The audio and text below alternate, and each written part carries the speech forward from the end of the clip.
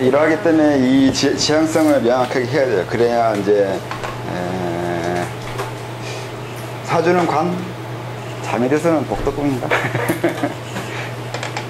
그런데 이게 그래서 제가 처음에 자천법을 말할 때 의지가 중요하다고 했잖아요. 그러니까 이게 지향성을 명확하게 하면 우선 지향성을, 그러니까 목적을 정확하게 두는 것 자체가 이미 수도법이에요. 그러니까 자천이 돼요.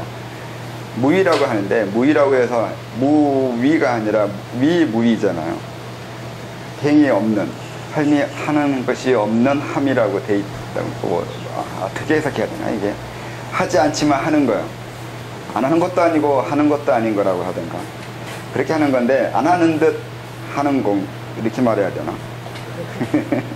그런데 이건 논리적으로 말하는 거고, 그러면 그렇게 어떻게 해야 되냐고 이렇게 논리를 풀어놔야 설명을 해놔야 이해하는데, 행위를 해요. 하는데 일반인들처럼 행위하지 않는다는 뜻이에요. 위무이나가 이제 있는 듯 없고 없는 듯 있고 하지 않은 듯 하고 안 하는 듯 하고 이렇게 이건 논리적인 얘기. 옛날 사람들이 그런 논리를 그렇게 써요.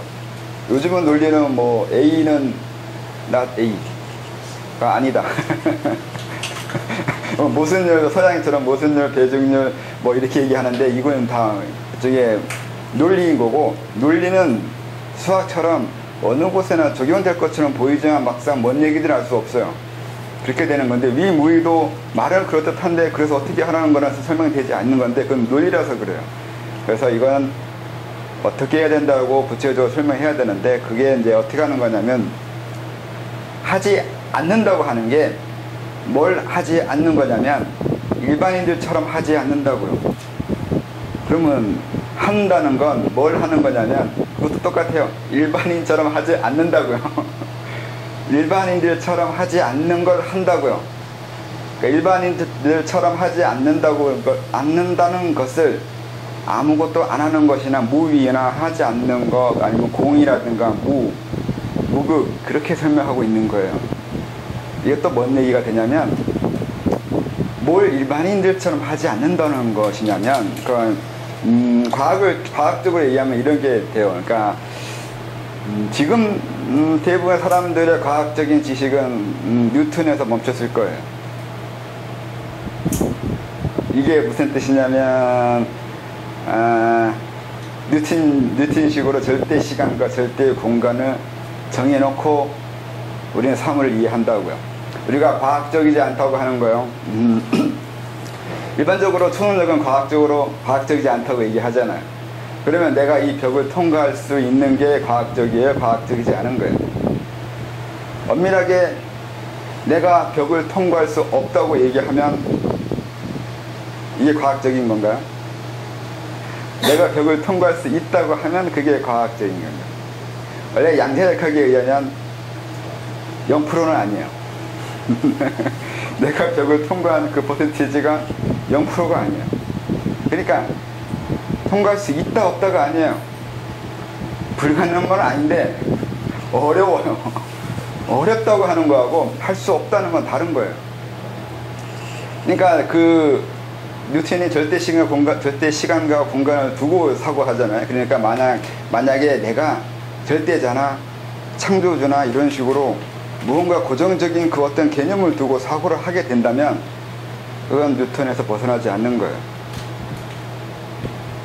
근데 대부분의 사람들은 그러고 있잖아요. 지금도 도 닦는 사람들이 도가 절대적인 그 무엇이거나 내가 추구해야 될 그 당연한 그리고 완벽한 그 무엇이라고 생각하고 있다는 그 완벽성과 절대성, 이런 개념이요. 그건 이미 없어진 지 오래됐는데도 아직도 그러고 있어요. 사고하는 게 이미 과학적으로 증명된 바에 의하면 그렇게 고정적으로 두고 할 그 무엇이 이미 없다고요. 없는데 우리는 아직도 그런 식으로 하고 있다고요. 그래서 그렇게 일반인처럼 생각하지 않아야 되는 게 무의인데, 그러면 어떻게 해야 되냐고요. 여기서 인위적으로 하지 말라고요. 이게 다른 사람들은 그렇게 수도를 얘기하면 하는 방법을 프로그램 있듯이 이렇게 명확하게 눈에 보여주는 방법, 그리고 쉽고 간단한 매뉴얼처럼 만들어져 있는 방법, 그걸 원한다는 게 고정적인 시간, 공간, 고정적인 방법, 고정적인 철학, 고정적인 의미, 그 무엇을 원하는 거잖아요. 근데 그런 고정적인 그 무엇은 없어졌다고요. 그렇게 하면 안 된다고요. 그러니까 불교적 말하면 열애장, 불성 이렇게 얘기하는 거예요. 그런 거 없다고요. 열애장이나 불성을 원하는 이유가 뭐예요? 완벽한 것을 원하는 거잖아요. 내가 의지할 그 절대적인 그 무엇을 추구하는 거잖아요. 그것이 내 안에 있거나 바깥에 있거나 내가 도달할 수 있는 것이거나 그렇게 생각하는 거예요. 그렇게 생각하는 거 아니라고요. 그렇게 생각해서 도달할 게 아니라고요. 돈은 그런 의미가 아니라고요. 거기서부터 시작해야 되는데 많은 사람들은 이제 이 부분을 넘어가는 거 상당히 어려워한다고요. 아직도 대부분의 사람들은 뉴턴이에요. 뉴턴의 자식이에요. 아인슈타인의 상대성 이론을 이해 못해요. 물론 아인슈타인의 그 상대성 이론을 과학적으로 이해하라는 건 아니에요. 우리가 과학자가 아니기 때문에 이해 못하는 건 당연한 건데, 그렇기 때문에 뭐 그것 상대성 이론을 이해하라는 것이 아니라 우리는 수도하는 거기 때문에 수도 쪽에서 얘기하게 되면 이렇게 얘기하는 거라고요. 통념적인 사고로 들어오면 안 된다고요. 그 통념적인 사고가 고정된 사고, 그리고 그 완벽을 추구하려고 하는 거, 그리고 이런 자기 자신도 제대로 보지 못하는 거예요. 자기가 무엇을 추구하고 있고 무엇에 의해서 내가 움직이고 있고 날 움직이는 주체가 나인지 내가 아닌 건지 그 무엇인 건지 이런 걸 제대로 이해하지 못하는 사고들이요. 수도에서는 그걸 얘기해요. 상대성 이론을 이해하는 것이 아니에요. 자기 자신을 고정적으로 두고 보지 말라고요. 그러니까 이걸 공이라고 하는 거겠죠. 불교에서는. 공도 이해 못하냐고요. 그러니까 무하라고요. 너 없다고 하는 거야. 자아를 주장한다는 게 고정적인 그 실체를, 그러니까 실체를 주장하는 거잖아요. 나라는 실체가 있을 거라는 거예요. 나라는 그 무엇이 명확하게 있다고 출발하려고 하는 거예요. 그 고정점을 지운다고요. 없앤다고요. 근데 이걸 상당히 받아들이기 힘들어 한다고요. 말은 이해할 수 있어요. 공이라고 다 알잖아요. 무하라고 다 들었고 이해해요. 근데 행위를 그렇게 하지 않아요. 무하인데 말은 무하라고 학문적으로 이렇게 토론할 수 있는데 막상 나가면 유하 같아요. 유하적으로 하는 행동을 한다고요. 무하적인 행동과 유하적인 행동이 어떻게 차이 나는지를 알 수가 없어요. 행동한 적이 없거든요. 어떻게 해야 이게 무하를 이해한 사람의 행동인 거고, 어떻게 해야 이게 무하를 이해하지 못하는 사람의 행동인지를 이해하지 못한다고요. 자기가 해본 적이 없기 때문에. 이런 사고요. 이게 통념적인 사고라고요. 그 사회 통념적인 일반적인 남들 다 하는 식의 그런 정도의 사고 체계에서 행동하면 안 된다는 게 무의예요. 하지 않는 듯 행동하는 거예요. 그러니까 무의라고 해서 행위가 없는 게 아니라 여기서 말하는 무의는 다른 사람들처럼 행동하지 않는다고요. 그래서 또 그걸 좀 더 정확하게 얘기하면 이제 그래서 수도를 어떻게 하는 거냐 하면 아까 얘기했듯이 어떤 방법이나 고수하는 것도 아니고 어떤 수련법을 열심히 하는 것도 아니고 그렇지만 그 방법을 열심히 해요. 아까 말한 저 이숙 그리고 저 지향성을 두고 하는 것이라서 내가 만약에 호흡을 했다면 이 나를 수도를 경지를 이루게 해주는 게 아니라 내가 호흡을 하면서 마음을 다스리고 그렇게 선업을 쌓아가는 거예요. 계속 하나의 마음으로 고정적으로 살고 좋은 마음, 좋은 행동, 좋은 삶을 살아가는 이 선업이 도를 이루게 해줄 거라는 거예요. 이 차이를 이해하셔야 돼요. 예? 그러니까 호흡이 계제를 이루게 하는 게 아니라 호흡을 함으로써 그 사람이 가진 마음가짐이 계제를 이루게 해요. 이렇게 말하면 되나? 그러면 개도 필요한 게 아니에요? 개가 필요한 게 아니에요? 네? 개가 필요한 거 아니에요? 계율이요? 그래서 계율을 하는 거예요. 그래서 이렇게 방탕하게 산다는 게 비윤리적으로 산다는 것이 아니라 마음을 고정시키지 못했다고요. 지향성이 명확하지 않다고요. 그러니까 사는 이유도 불분명하고 자기 자신을 다루거나 자기 자신이 어떻게 할지에도 관심도 없는 거잖아요. 아니, 무의하고 무주의 차이는 뭐예요? 비슷하면서도 다를 것 같은데 정확히 모르겠어요. 그거요, 엄밀한 의미로서 같을지 다를지는 잘 모르겠는데 사용하기 나름이에요. 무주도 마찬가지로 머무르지 않는다는 건데, 머무르지 않는다고 해서 뭘 어떻게 하라는 것은 아니잖아요. 목적성이 없잖아요. 근데 그것도 목적성을 두고 무주해야 돼요. 내가 머물지 않는 건 머물지 않는 게 옳아서가 아니라 그로 인해서 하고자 하는 것이 있기 때문에 머물지 않는 거예요. 내가 여기 머물고 또 이것을 계속 고집하고 주장하고 이거 아니면 안 된다고 계속 얘기하지 않는 이유는 그것이 옳다고 여기지 않기 때문이기도 하고, 또 내가 그걸 고집하고 주장함으로 인해서 다른 사람들에게 잘못된 생각, 잘못된 삶을 살게 하기 때문이기도 해요. 그리고 나도 내가 그렇게 고착화될까봐 걱정되기 때문에 머물지 않는 것도 있고요. 그러니까 나를 위해서 무주하는 것도 있고, 남을 위해서 무주하는 것도 있고, 무주 자체가 옳기 때문이기도 하고 그래요. 적어도 이 세 가지 이유가 있어요. 근데 무의도 마찬가지예요. 무의하는 이유고, 이유로 따지면 그 마찬가지로 나를 위해서 무의하고, 남을 위해서 무의하고, 무의 자체가 맞기 때문에 무의하기도 해요. 근데 이건 수도, 그러니까 하늘 주천을 어떻게 해야 되는지를 이제 설명해 줘야 되기 때문에 수도하는 방법으로 설명해서 이제 무주도, 수도법으로 쓰면 머물지 않는데 지향성을 두고 머물지 않아야 돼요. 그러니까 머물지 않는다는 게 머물지 않는 게 아니라 일반인들이 알고 있는 그런 식으로 머물지 않는다고요. 그렇다는 얘기는 머문다는 뜻도 돼요. 내가 한 곳에 계속 머물러 있어요. 내가 어떠한 장소에 계속 그 자리에 수십 년 있어요. 있는 이유는 만약에 내가 어느 한 장소에 계속 그 10년, 20년 아니면 죽을 때까지 그 자리에서 벗어나지 않고 있다면 무주가 아닌 것처럼 보이잖아요. 계속 그 자리에 있다고요. 아니면 만약에 내가 그 스님이라면 그 스님은 어느 절에 계속 있어요. 딴 데 가지도 않고. 무주라고 했는데 그러면 한 곳에 머물지 않고 떠돌아대지 않는가 생각도 한다고요. 근데 그건 그렇지가 않아요. 오히려 머물러 있는 게 무주가 돼요. 이유는 남을 위해서 무주한다고 했잖아요. 내가 여기 있는 이유는 다른 사람이 찾아오기 때문에 그래요.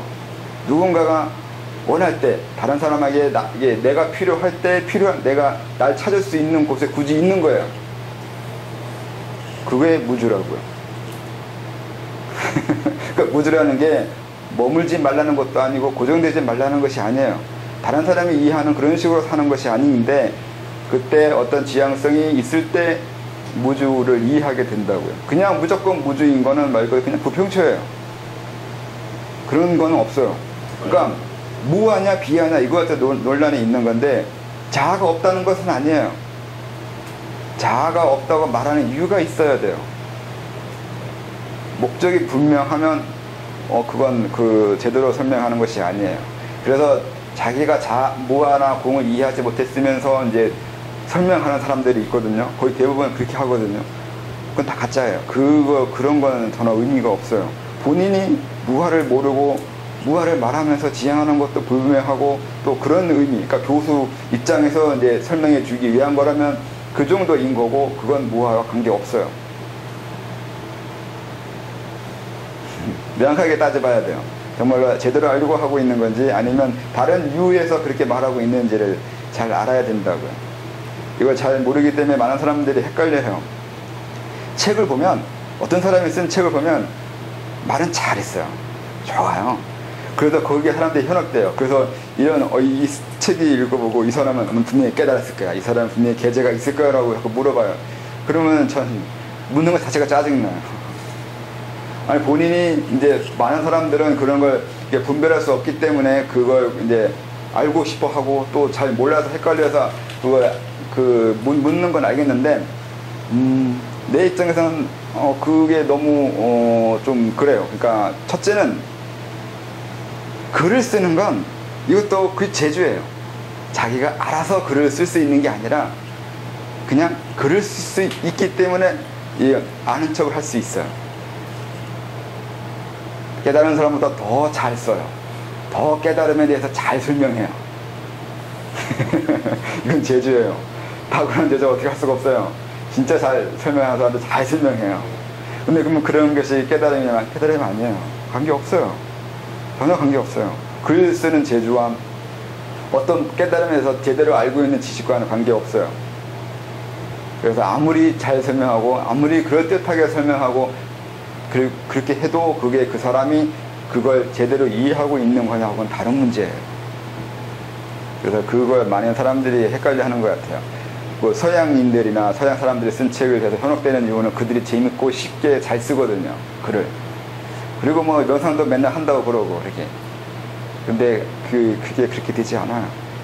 잘 봐야 돼요.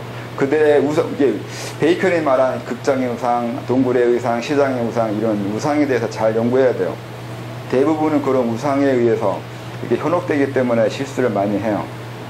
명성이 있는 사람의 말이기 때문에, 또 말을 잘하기 때문에, 또 많은 사람들이 그 부분을 좋은 분이나 훌륭한 분이라고 얘기하기 때문에 내가 그 사람을 분별을 하는데 헷갈리게 돼요. 그래서 그런 건 잘 봐야 돼요. 그래서 정리하면 하늘주천을 하는 방법은 지금 설명한 대로 어느 한 방법을 고수해도 되고 고수 안 해도 되는데 지향성이 명확하게 있을 때예요. 그렇지 않으면 그랬을 때 이게 결과에 대해서 생각을 잘해야 돼요. 내가 1년을 내가 열심히 했는데 그렇기 때문에 뭐 조금 나아졌겠지 이렇게 얘기하면 이건 결코 하늘주천 넘어갈 수 없어요. 그건 몇 년 열심히 하고 얼마나 열심히 하고 이런 거 관계없다고요. 언젠간 되겠지만 그게 언제 될지는 간극이 있다고요. 그러니까 이숙이라고, 이숙. 다르게 결과 난다고요.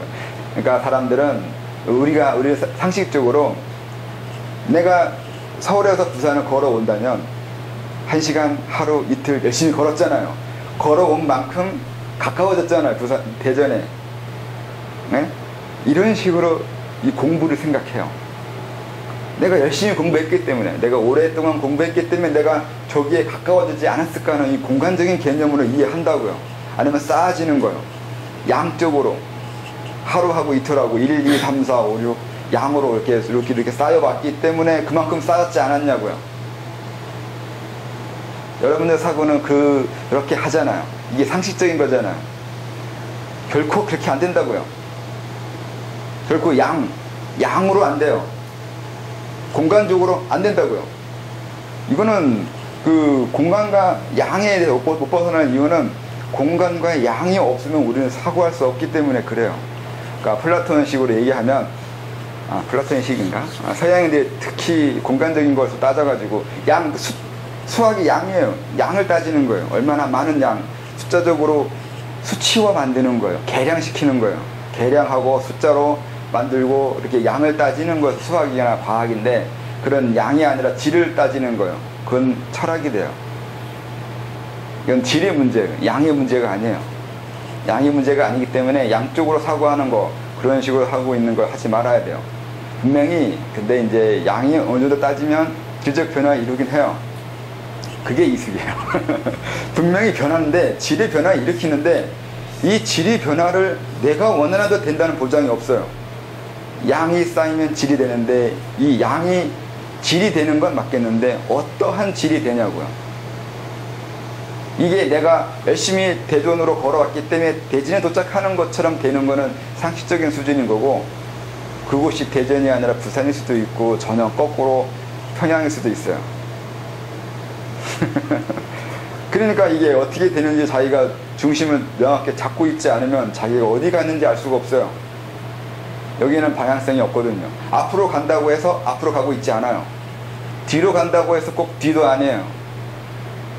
방향성이 불분명하다고요. 그래서 그건 주관적으로 방향을 정해야 돼요. 내가 정한 곳이 그곳인 거지 앞으로 갔다고 해서 앞에 가고 있는 게 아니에요. 항상 그거 잘 생각해야 돼요. 그래서 열심히 한다고 안 되는 이유 중에 그거예요. 열심히 하면 앞으로 가고 나아가고 양쪽으로 쌓이고 이렇게 가까워졌을 거라 생각하는데 뒤로 갔는지 어떻게 알아요? 열심히 뒤로 갔는지 누가 알아요?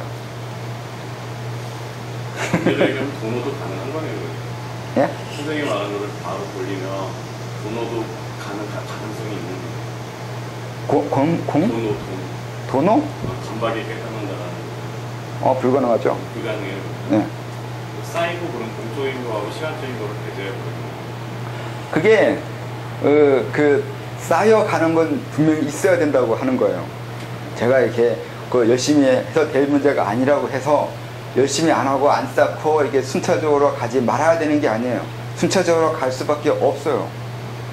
근데 건너뛴다 그러는데, 건너뛸 때는 양적인 것이 어느 정도 됐을 때 질적인 변화를 일으킬 때 이 부분만 강조한 거라고요. 돈이라는 건 질적 변화를 일으킬 때를 강조한 건데, 양적 변화를 무시하고 질적만 얘기할 수 없어요. 분명히 이게 엘랭비타이라고 해야 되나? 오메가 포인트 뭐 이렇게 막 얘기할 수도 있는데, 그 비약하는 그 시점이 있어요. 여기까지 와야 돼요. 그래서 아까 말한 대로 저에게 맞는, 아니면 제가 잘할 수 있는 수술법 가르쳐달라고 할 때 그렇게 얘기하는 거예요. 더 굴려보라고요. 아직 양이 충족이 안 됐다고요. 그 양이 충족됐을 때 나중에 질적 변화 일으킬 때 내가 도와줄 수 있거나 아니면 뭔가 해줄 수 있겠는데, 아직 충족 안 된 게 너무 많은데 자기가 뭐가 될 수 있을 것처럼 하고 있는 건 안 돼요. 그리고 지금 얘기했잖아요. 그러니까 열심히 하고, 그러니까 지향성을 두고, 그러니까 하지 않는 것이 아니라 분명히 한다고요. 하되 사회통념적이나 일반적인 지식으로 하는 그렇게 하지 않는다고요. 아까 그래서 얘기했잖아요. 무주, 머물러 있는다고요. 차라리 머물러 있는 게 무주가 된다고요. 또 있어야 된다고요. 그게 타인을 위한 거예요. 그러니까 세 가지를 있잖아요. 남을 위해서, 나를 위해서, 또 무주 자체를 위해서요. 분노라고 하면은 누구를 위하는 것이 아니거든요. 다 없어요. 없고 그냥 바로 건너뛰면 되는데, 누구 마음대로 건너뛰어요. 누구 마음대로 건너뛸 수 있는 게 아니에요. 그것도 남이 허락해 주는 만큼 건너갈 수 있고, 내가 허락해 준 만큼인 거고, 그런 게 된단 말이에요. 근데 그게 내가 허락해 준다는 게 내가 그걸 해도 되는 만큼의 뭔가를 해 놓은 게 있는 거고, 또 많은 사람들이 그러한 것을 기다리고 있거나 그걸 바라했기 때문에 그쪽 방향으로 가는 것도 있고, 이렇게 된다고요. 그냥 허무한 곳에 무조건 건너뛸 수 없어요. 도노가 그렇게 되는 게 아니에요. 그러니까 거기에도 사람이 착각하는 것 중에 열심히 하면 된다는 그게 전제되어 있어요. 그러니까 깨달음은 내 것이기 때문에 나는 그 어떤 것도 깨달을 수 있다고 이렇게 생각하는 게 있다고요. 근데 결코 그렇게 되지 않아요. 깨달음은 너 혼자의 문제가 아니라고요. 이 세상과 같이 공부하고 있다고요. 그런데 혼자 열심히 하거나 혼자 뭐 어떻게 해서 내가 깨달음을 원하기 때문에 도노가 될 거라고요. 그건 너무 이기적인 거예요. 그렇게 안 돼요. 그런 것도 양이 또 있잖아요. 그러니까 양이 무시하는, 양이 없는 것이 아니고 양쪽을 생각하면 안 된다는 게 아니라, 그 양을 생각할 때 질, 그리고 지향성, 그리고 내가 주인이 내가 내 입장에서 양과 질을 따지고, 그러니까 질을 위한 양을 따지고 그렇게 해야 되기 때문에 그래요. 무조건 양이 아니라는 것도 아니에요. 그게 좀 어렵죠.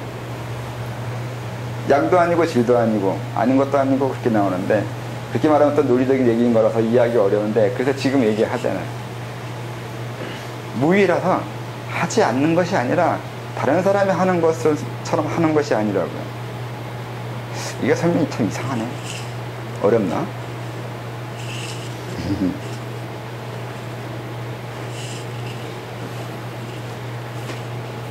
이해 안 되는 부분 있으면 질문을 하시고 진도로 넘어가겠습니다. 그런 것과는 전혀 다른 것인데, 왜냐하면 하늘은 나에게 좋은 것을 안 시키고 남에게 좋은 것을 시킵니다. 나를 힘들게 하지 남을 힘들게 하지 않습니다. 이건 설명은 조금 있다가 하겠습니다. 이런 건 자체는 깊어질수록 더 심합니다. 왜냐하면 하늘에는 많은 힘들고 어려우며 도움이 필요한 사람들의 마음이 들어있기 때문입니다. 순수한 마음으로 된 사람들의 바람이 있는 것이지요. 그것을 느끼고 그에 맞는 사람이 되고 싶은 것이 하늘 주천을 하는 사람의 마음이고 감정입니다. 순수함이란 깨끗한 것이 아니라 아름다운 것입니다. 이게 하늘 주천을 하게 되면 무의, 그러니까 이걸 또 다르게 얘기하면 마음이 비워진다고 해야 되는 건데, 하늘의 움직임을 감지할 수 있는 게 있어요. 왜 내가 하늘의 움직임을 감지할 수 있냐면, 그러니까 그 인위적인 걸 하지 않아서라고 할 수 있어요. 인위적을 한다는 것은 내가 할 것만 보고 있어요. 내 공부만 보고 있고, 내가 수도하는 것만 생각하고 자기 자신만 보는 이기적인 면이 있다고요. 그러다 보니까 자기만 보지 남을 보지 않아요. 그러니까 또 기술을 얘기하면 아니면 뭐 호흡이나 주문을 얘기하면 주문만 열심히 외우고 있어요. 내 주문 외우면서 내가 얼마나 수도됐을까, 또 열심히 주문 외우면서 또 얼마나 수도됐을까, 또 주문 외우면서 또 오늘은 많이 나아갔겠지, 또 주문 외우면서 이제는 좀 나아갔겠지, 계속 이렇게 살고 있다고요. 그러다 보니까 자기만 보고 있는 거예요. 자기 공부하는 것만, 자기 도 닦는 것만. 도 그런다고 하지만 도가 아니라 그냥 개인의 욕심이고 개인의 탐욕이에요. 계속 그렇게만 있어요. 나 공부하는 거예요. 나 도 닦는 거, 나 도 닦는 거, 내 도, 내 거 도. 계속 그러고만 있다고요. 근데 그거 아니라고 했잖아요. 그렇게 열심히 하거나 자기만 보거나 인위적으로 하는 것이 아니라고 했을 때 이게 잘 안 되는 건 욕심이 많아서인 건데, 마음을 비우거나 놓아야 돼요. 이렇게 하지 않아도 된다는 것을 감당하거나 견뎌낼 수 있어야 돼요. 이게 생각보다 엄청 어려워요. 저도 해봤는데, 제가 그러니까 14년 넘게 호흡을 했다고 했잖아요. 그러니까 14년 동안 이걸 놓지 못한 거잖아요. 호흡을 해야지만 나는 공부가 나아갈 거라고 생각했다고요. 이 생각을 하지 않았다면 호흡이 아니라 다른 걸 하거나 다른 걸 못 했을 거 아니에요.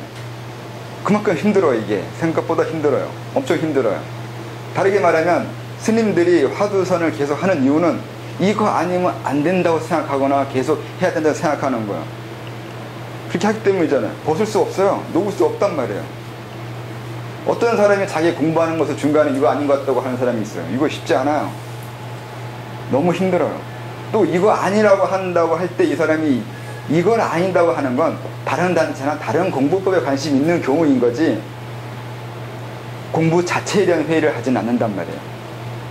부처님이 그걸 했잖아요. 그러니까 열심히 고행을 한다고 생각한 게 그거잖아요. 이거 아닌 것 같다고요. 그게 대단히 힘든 거라고요. 너무너무 힘들다고요, 그게. 그러니까 그 부처님의 일화는 다 그거 설명하고 있는 거예요. 깨닫는 방법 중에 이렇게 자기가 이렇게 왔다고요. 근데 이걸 부처님 깨친 그걸 자기가 깨우치지 못하면 부처님이 왜 그렇게 얘기했는지 알 수가 없어요. 왜 고통스럽게 고행을 해서 하는 게 아니라고 말을 했냐고요. 그럼 고통스럽게 하는 게 수행이 아니라는 게 아니라, 수행이 그렇게 인위적으로 열심히 하거나 뭘 하기 위해서 내가 애를 쓴다거나 이거 아니면 안 된다고 생각하는 이런 개념, 이런 집착, 이런 탐욕, 이런 놓을지 모르는 이런 마음의 경직되어 있는 마음, 이런 게 아니라고요. 그걸 얘기하는 거라고요. 이걸 알아야 고행을 하든 뭘 하든 그때서야 수도가 되기 시작한다고요. 부처님 다 갖춰줬어요. 다 얘기해줬잖아요. 근데 그거 아니에요. 아무도 이해 못해요.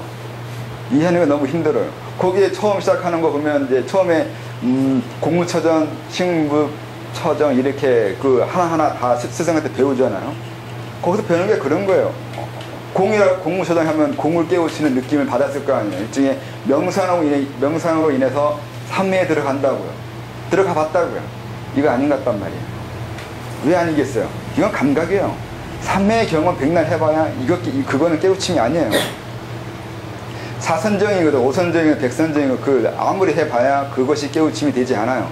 그건 수도와 상관이 없어요. 첫째는 감각이라고요. 둘째는 그래서 어떡하라고요. 나 사라지고 뭔가 황이심 일고 법려 일어나고 엄청나게 된 것 같이 느껴지고 그래서 뭐 됐어요.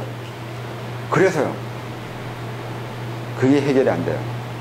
중요한 건 내가 이런 삼매에 들고 엄청난 해탈을 느껴지는 거 좋은 것을 하자고 한 게 아니잖아요. 거기에 처음 부처님이 깨우침을 시작하는 이유가 그거잖아요. 생로병사에서 벗어나는 것이 목적이잖아요. 근데 하라는 것이 삼매의 경험인 거고 뭔가 이상한 경지가 있는데 이걸 이루면 된다고 해요.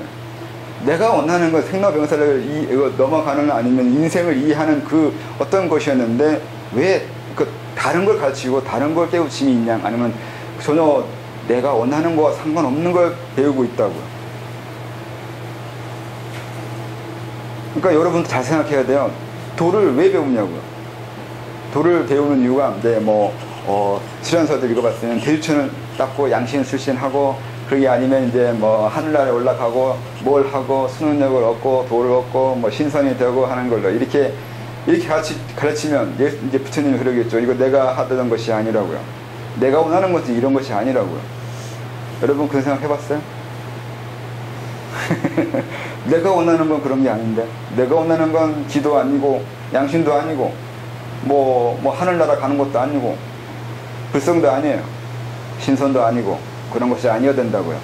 부처님이 알았던 건, 그 여러 스승을 만나면서 알았던 것은 그런 거예요. 그 당시에 많은 사람이 가르치던 그런 가르침을 내가 배우려고 출가한 거 아니라고요. 그 다음 한 게 고행이잖아. 고행 6년 해봤는데 내가 고행을 왜 했을까? 그렇게 된다니까. 왜 했냐고 대체. 몸을 고통스럽게 한다고 해서 내가 이 세상을 이해할 수 있냐고요. 그 미련하단 말이죠. 내 팔을, 아니면 내 다리를, 아니면 내 위를 안 먹고, 아니면 뭐 어떻게 해가지고 고통스럽게 하면 갑자기 깨우침이 일어나요? 바보 아니에요? 근데 그런 바보들이 생각보다 엄청나게 많아요. 가만히 앉아있는 것도 고행이에요. 얼마나 힘든데요. 1시간, 2시간 앉아있어봐요. 미쳐요. 그러면 이제 그걸 익숙하게 되면 좋은 거로. 그걸 익숙하게 해서 뭐가 좋아지는데 대체? 하루, 이틀, 100년, 200년 앉아있으면 그것이 어떤 도력이 있는 거고 엄청난 경지가 있는 거고. 그래서 인생을 이해했냐고요. 그래서 당신은 뭐 하고 있냐고요. 그러니까 내가 100년에 앉아있어요. 응? 그럼 다른 사람이 저를 위대하다고 하겠죠. 그럼 내가 100년을 왜 앉아있었을까요? 100년을 왜 내가 앉아있냐고요. 왜? 그 사람도 질문을, 100년을 왜 앉아있냐고 질문해요. 그럼 대답이 뭐일 거냐고요. 집에 가서 이것이 깨우침이라고 대답해야 되나? 아니면 이것이 가르침, 과거 대련 부처님의 가르침이었다, 아니면 누구의 가르침이었다, 이렇게 얘기하겠냐고요. 그럼 이거 가짜예요. 왜 가짜냐면 100년에 앉아있는데 남이 하라고 앉았다는 얘기잖아요. 남이 이거 앉으면 좋다고, 이거 앉으면 돈 떠난다고. 그럼 아직까지 못 닦은 거네. 계속 앉아있으면. 나 같으면 안 한다. 이렇게 하는 거죠. 너무 힘들잖아. 인도 가면 이상한 사람 많잖아요. 팔 하나 들고 있고, 손톱 안 깎고, 머리 안 깎고, 서 있기만 하는 사람들, 낯으로 돌아다니는 인간들. 아우, 끔찍해요. 그런 게 정말 수도인 줄 알고 있어요. 그렇다고 인도를 욕하면 인도가 우습게 보이잖아요. 우리도 마찬가지예요. 우리나라가 별거인 줄 알아요. 우리나라 사람들 얼마나 고행을 하고 있는데요. 1시간에 앉아있어 오라니까요. 또, 많은, 돈 주고, 몸 주고, 뭐 주고 하면서 이렇게 많은 그쪽에 해달라는 거 다 해줘가면서 공부하잖아요. 자기 인생을 투자하잖아요. 이게 또 고통이에요. 차라리 1년을 내가, 앉아있는, 서서 자고, 서서 밥 먹고, 서 있는 것이 덜 힘든 거예요. 내 인생, 내 가족 박살내는 것보다. 안 그래? 그렇게 생각 안 해봐요? 내가 1년에 서 있는 건 내 다리만 아파요. 내 몸만 아프다고요. 근데 가정이 박살내면 가족이 힘들어요. 이게 더 못 견뎌요. 게다가 1년 딱 힘들고 끝나냐고요. 아니잖아요. 언제까지 힘들지 알 수 없잖아요. 이게 또 고통이라니까요. 이런 식으로 수도를 하거나 그걸 강요하게 된다고요. 수도 자체가 이미 고통인 건데, 고통 자체가 수도는 아니라고요. 근데 약간 애매한 게 있네. 이상한 설명이 들어가네. 아무튼, 뭐 설명하다 여기까지 왔거든요. 이수까지 잘 이해하시는. 그러니까, 열심히 하는 건 맞는데, 열심히 할 때 열심히 해야 된다고요. 마무리 이렇게 하면 되나? 이상하다. 뭔가를 깨달으려고 할 때 그 깨달음에 도달하고자 하는 그 마음씀이나 예씀이 있어야 그걸 놓을 때 또 놓아지는 그 맛을 느끼지 않을까요? 네? 다시. 목표해서 깨달고자 스스로 굉장히 예를 쓰고 노력을 하지 않습니까? 네. 근데 실제로는 그 깨달음을 내려놓았을 때가, 깨닫고자 하는 마음을 내려놓았을 때가 자기가 깨닫는 그 시점이 되는데, 그 앞에서 애씀이 있었기 때문에 내려놓으면서 깨닫게 되는 어떤 그런 층차가 있지 않나요? 그게 맞기도 하고 틀리기도 해요. 그러니까 애씀이 있어야 되는 건 맞고, 또 S음이 없어야 되는 것도 맞기도 하고 그런데 기술적으로는 분명히 S여야 돼요. S음이 없는데 아까 말한 대로 양적으로 양이 없는데 갑자기 질이 나오지는 않는단 말이에요. 그래서 분명히 S음이 있어야 된다고 하죠. S여야 되는 거죠. 그걸 놓았을 때 깨우쳐지는 것은 아닌데 S음이 있었기 때문에 놓을 수 있는 게 뭔지 보게 되는 것은 있겠죠. S 봤으니까 그러니까 그게 또 부처 얘기한 부처가 그걸 보여줬다니까요. 고행을 안 하고 고행해서 될 게 아니라고 아니면 좋잖아요. 근데 분명히 고행을 했다고 나와요. 설산에서 6년에 앉아있었다고 나온다고. 그런 식으로 분명히 하루 이틀 한 것도 아니고 6년을 해요. 머리 엄청 나쁜 거죠. 저보다 낫죠. 저는 14년을 했다고 이렇게 얘기하면. 그러면, 그런데 그것을 하고 했잖아요, 분명히. 그렇게 얘기해 주잖아요. 근데 제가 그랬잖아요. 그 부처의 일대기가 진짜는 아닌 것 같다고. 그렇게 말하는, 열반경에 그렇게 부처 일대기를 말하는 데는 이유가 있어요. 일부러 그렇게 그 각색을 해놓은 거라고. 수도하는 방법을 설명해 놓은 거예요, 그게. 수도하는 방법이에요. 그게 왜 수도하는 방법이냐면 부처 일대기는 별로 중요하지 않아요.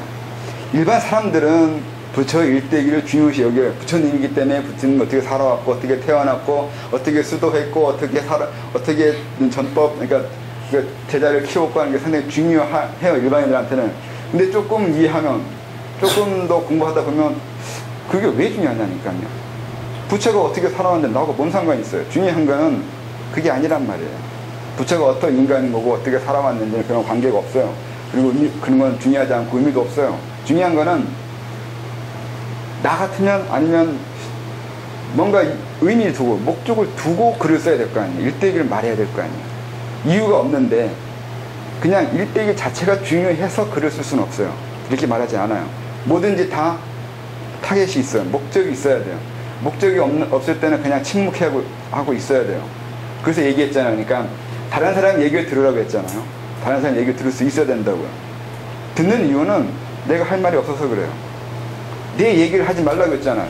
내가 어떻게 살아왔고 뭐 공부했고 무엇을 알고 있고 뭘 좋아하고 난 관심 없는데 네가 뭘 어떻게 살아왔고 뭘 좋아하고 뭐 나보고 어떡하라고. 저보고 어떡하라고요. 왜 자기 얘기 왜 해요? 자기 얘기하는 사람들은 심리적 상처가 있는 사람들이에요. 살아온 게 힘들어가지고. 그럼 나한테만 얘기하냐? 만나는 사람마다 붙잡고 자기 얘기해요. 평생 그렇게 살아가다 끝나요. 응석 부리다가 끝난다고요. 나이가 40 넘고 50 넘어도 술 먹고 응석 부려요. 그럼 참 불쌍한 인생인 거예요, 그게. 왜 그렇게 살아가냐고요. 근데 부처가 그런 응석이나 부르고 앉았냐고요. 나 이렇게 살아왔다고. 유치하다고요. 그런데 분명히 일대기에 써 있어요.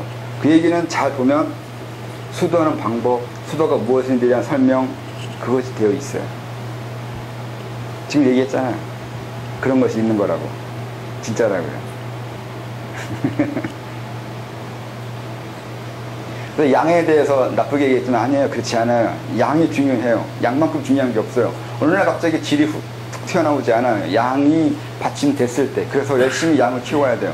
언제 될지 모른다고요. 얼마나 쌓이는지 자기도 몰라요. 결과가 나올 때 질적인 변화에 일으켰을 때 그때서야 알 수 있어요. 이런 양이 있었다는 거예요. 얼마나 있는지 얼마나 쌓아야 되는지 알 수는 없어요. 그래서 이게 상당히 힘들어요. 해도 끝이 보이지 않는다는 거예요. 그게 얼마나 양이 쌓였는지 보이지 않는다는 뜻이 돼요. 알 수가 없다는 뜻이 된단 말이에요. 언제쯤 될까요가 언제쯤 내 양이 쌓여서 질적인 변화를 일으킬까요? 이렇게 질문한 거와 비슷하잖아요. 그때는 그러죠. 해영도가 더 많이 할지도 모르죠. 항상.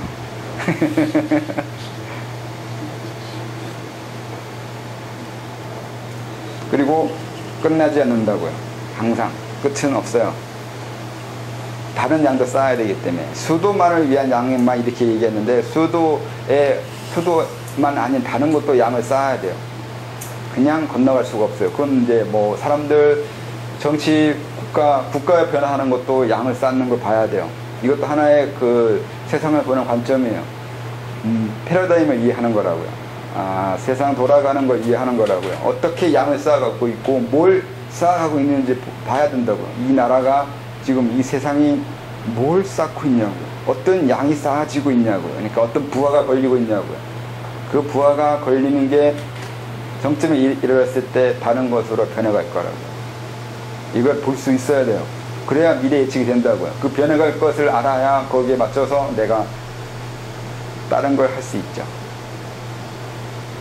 이거 잘 알아야 돼요. 재밌는 거예요. 또 이걸 모르면 안 된다고요.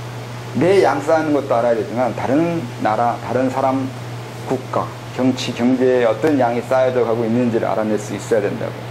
자기부터 이긴 하지만 이렇게 쌓아가는 것을 알아야 그게 진로 변해갈 것을 알고 그걸 또 알아야 그 다음 예비하고 하는 거죠. 이런 얘기는 마르크스도 했는데 유물사관 나선형으로 올라간다고 하는 게 그런 의미가 있었던가?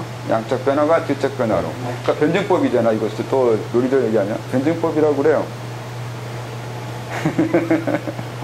이렇게 어떤 철학이 들어가면 저도 몰라요.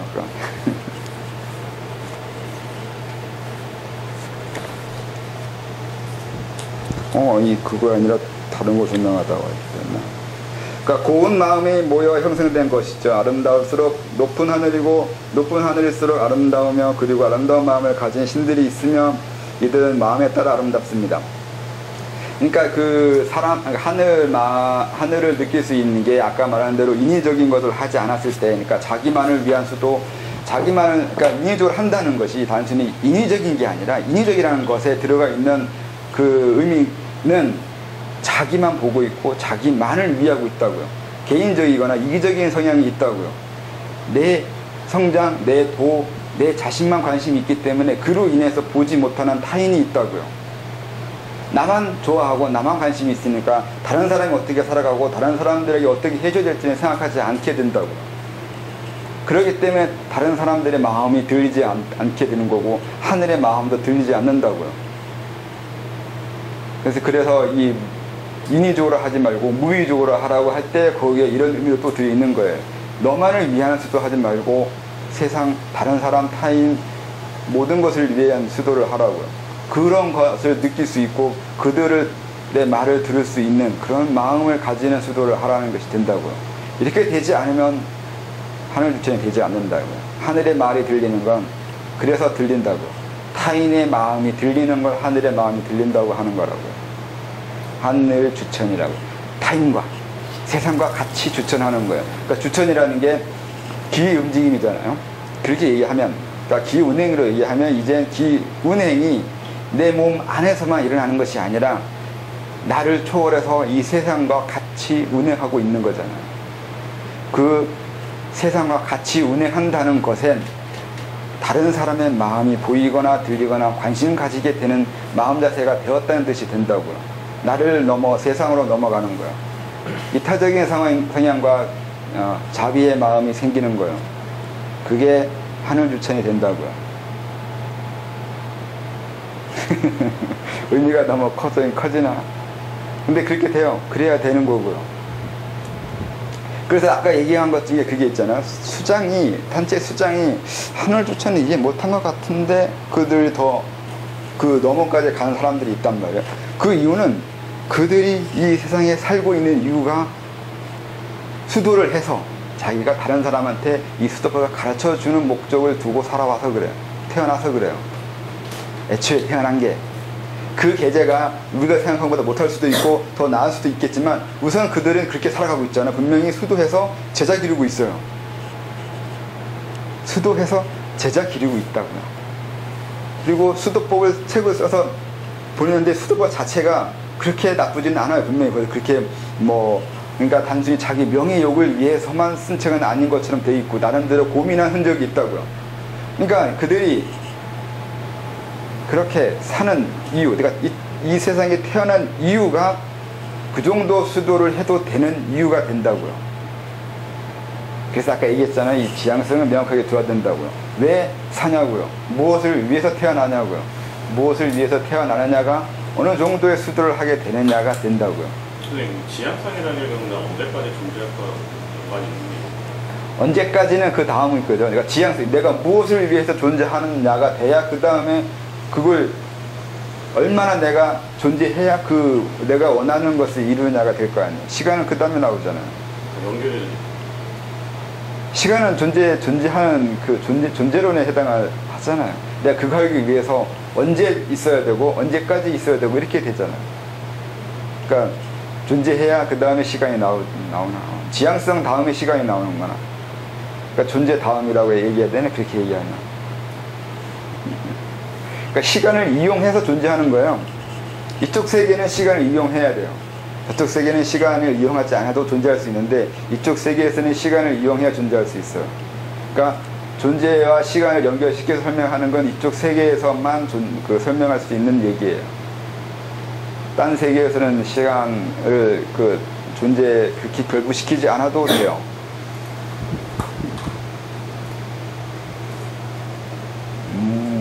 그래서 순수하다는 게 이제 그것도 이제 상식적으로 이해하지 말라고 해요. 항상 얘기지만 같은 개념을 상식적으로 이해하지 말라고 하는 것 중에 이제 순수도 그래요.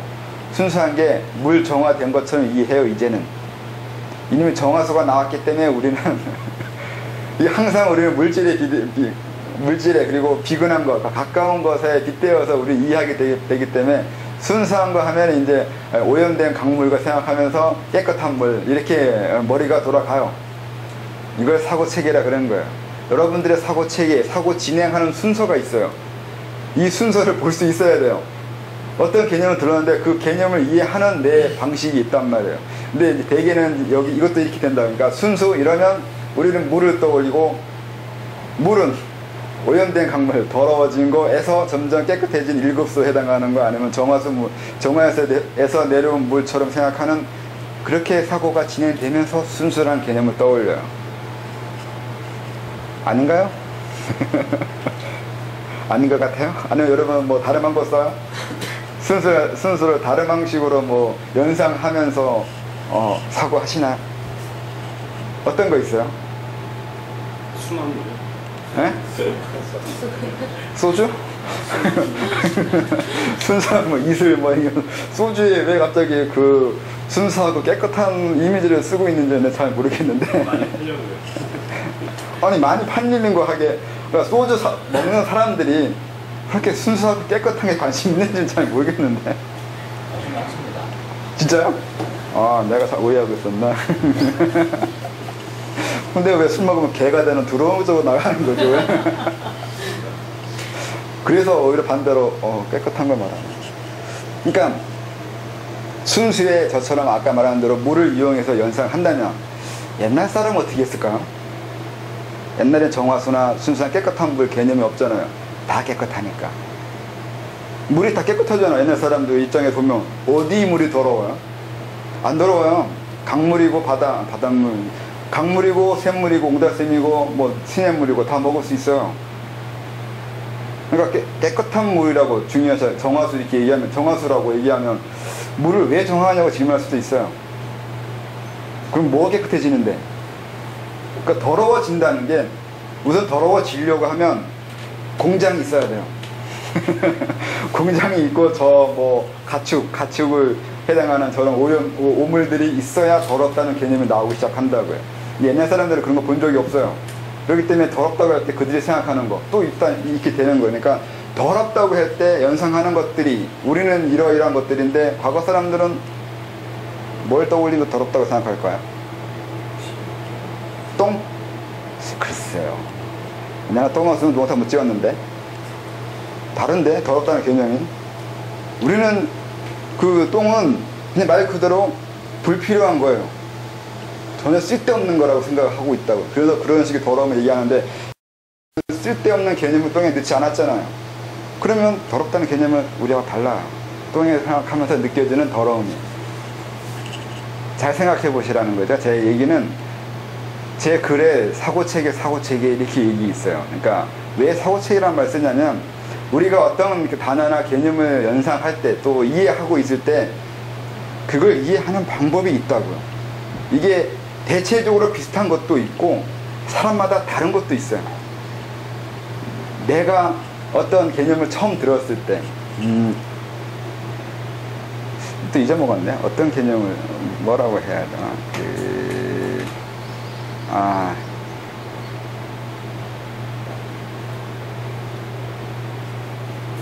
뭘 예로 들어야 되나? 그냥 어떤 단어, 잊어먹어가지고 잘 모르겠는데, 중학교 때 선생님한테 처음 들었던 단어들이 있는데, 그전에는 들어본 적도 없는 말인데 선생님이 얘기해요. 그러면서 그 단어 뜻까지 이게 선생님이 설명해 줬어요. 그래서 그런 단어들을 그때 알았는데, 그럼 나는 선생님한테 저 얘기 들었기 때문에 그 단어 알고 있는데, 다른 사람들은 어떻게 알게 될까? 소급이란 말은 초등학교 3학년인가 2학년인가 그때 사회 선생님이 가르쳐줬어요. 소급한다는 거예요. 거슬러 올라가서 유추하는 것이 있는데, 여러분은 소급이란 말을 어디서 들었어요, 처음에? 예? 어디서 들으셨나? 법률에 나오잖아. 예? 법에 나오잖아. 법규야. 법에서 처음 들으셨어요? 그러면 상당히 나이 들어서도 본 거 아니에요? 시험을 거슬러 올라. 그러니까 그걸 처음에 어디서 봤냐고요. 소급이라는 단어를 내가 태어나서 처음 접한 때가 언제냐 모르잖아. 근데 저는 그렇게 그걸 생소한 단어를 한다는 걸 그러니까 그게 신선한 충격이어가지고, 그러니까 내가 사용하지 않는 단어를 쓰는 사람은 처음 발견한 거거든. 저 입장에서는. 우리 초등학교, 중학교 애들이 소금의 말 안 써요. 우리 때는 안 썼어요. 근데 갑자기 안 쓰는 단어를 쓴단 말이에요. 그러면서 이제 그 뜻을 설명해 준단 말이에요. 그래서 내가 쓰지 않는 단어를 쓰는 사람이 있다는 걸 처음 발견했어요. 그리고 그러면 그때 그 단어를 그때 이해하게 됐다고. 그러니까 이것만 그런 게 아니라 여러분들이 개인적으로 어떤 단어를 이해하게 되는 그 시점이 있어요. 다 틀려요. 같은 단어라도 그걸 처음 들었을 때가 다르고, 처음 들었을 때 느낌이 다르기 때문에 사람마다 다 다르게 그 개념을 캐치하고 있다고요. 쉬었다 하겠습니다.